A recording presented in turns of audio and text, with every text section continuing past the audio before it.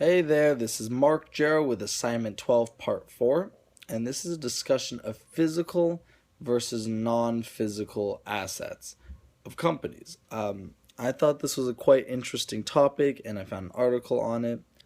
The basic idea behind this is that in the past, companies' value could be traced pretty clearly to the physical assets that the company owned.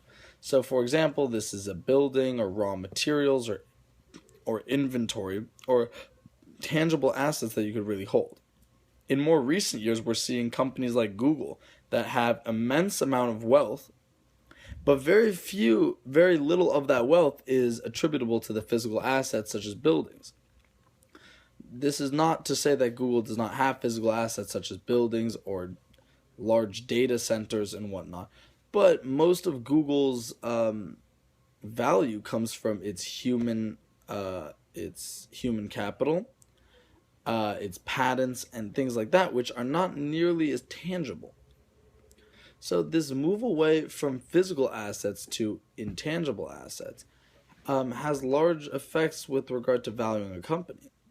So tech companies are often sold between one another, and it's much harder to value a tech company that has 10 patents where the value of these patents is unclear than, for example, selling a fuel company, which they can quantify how many gallons of crude oil the company has, or how many gallons of untapped natural gas are there in the field that the company owns.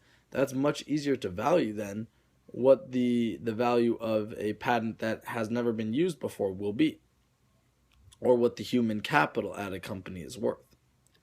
So, the part of this that directly relates to patents is the concept of present value of growth opportunities. So, for many of these tech companies, their stock prices are very high and are inflated, not because their revenues or earnings per share are very high today, but because they are assumed that the company will gain value in the future. And much of this is due to these intangible assets, such as the human capital and the patents and things like that. So this so a lot of these patents can have a large effect on what analysts will calculate when calculating the present value of the growth opportunities of these companies.